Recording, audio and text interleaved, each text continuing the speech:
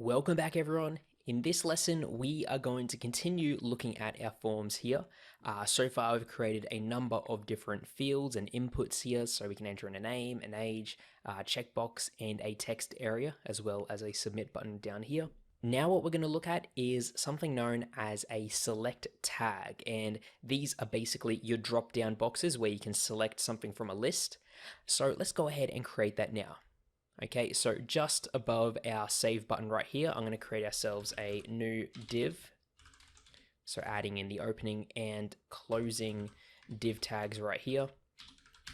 Inside of here, what we're going to do is create the select tag. But before that, let's just add a little prefix to that. So a sort of little prefix name, such as name and age. And for this, I'm just going to make it color. So we're going to be basically displaying colors here that we can choose from a list. And then I'm going to create ourselves a brand new select tag here. Make sure to also add in the closing tag. And this is similar to lists in a way. We have the opening and closing sort of parent tags here. And then inside of here, we have basically a new tag or a new line for each of the individual elements that we can choose. So for this, we're going to create an option tag here, /option. And this is going to basically be one of the possibilities in selecting from this drop down. So for colors, let's just say we have red. We can then create another option here, not opt group, option. We could have red, we could have blue. Okay, and then maybe we can have one more, and this one here could maybe be green. Okay, so we have three different options right there. If we click on the run button, you'll see that we now have the color drop down here. By default, it is on red since that is the first one. So we can click on the drop down here and choose red, blue, or green. Okay, we can simply click on it like so, and now the color is green. Okay, but what if we don't want red to be the default color?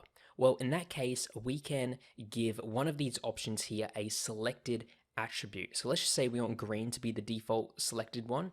So we can give it the selected attribute like so. Okay, run that. And as you can see, by default, the color is green. Okay, so that is done by adding in the selected attribute to whatever option here that we want selected by default.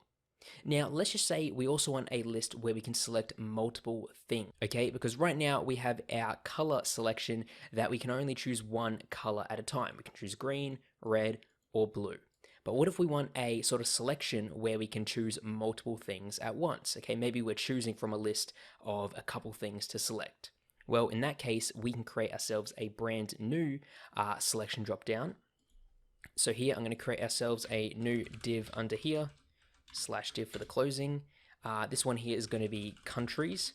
And just like before, we create our select opening tag here and our select closing tag. And we create our various different options as well. So I'll create an option here called Australia. We can do /option. I'm just going to copy and paste this line here to make it a bit easier on us. So I'm going to add in 3 more here. We can then have another one. We can have USA. We can have England. And then we can have another country here. Let's just say we have France. Okay, so we have 4 countries here. If we run it just like before, it's your typical drop down. We can choose Australia, USA, England, or France. But what if we want to choose multiple? Well, in that case, what we need to do is in the select opening tag here, we need to add the multiple attribute. So here we'll go multiple. Now, if we run this, you'll see that the dropdown is a bit different, okay? It's open by default, and we can select multiple different things by holding down the shift key, okay? We hold down shift, we can select multiple things. We can also hold down control to select multiple things here, where the difference between those two is that if I click on Australia, hold down shift and click on France, you'll see it selects everything in between. Whereas if I click on Australia, hold down control or command on a Mac and click France, it only selects the ones we are selecting pretty much.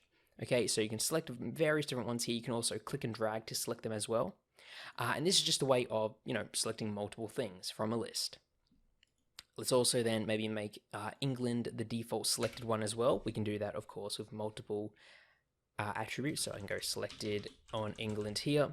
And you'll see that if I run this, England is selected by default as well. Okay, and we can also Since we do have multiple selections with this one, we can add the selected tag to multiple ones. So we can go USA and England are selected, hit run, and there we go.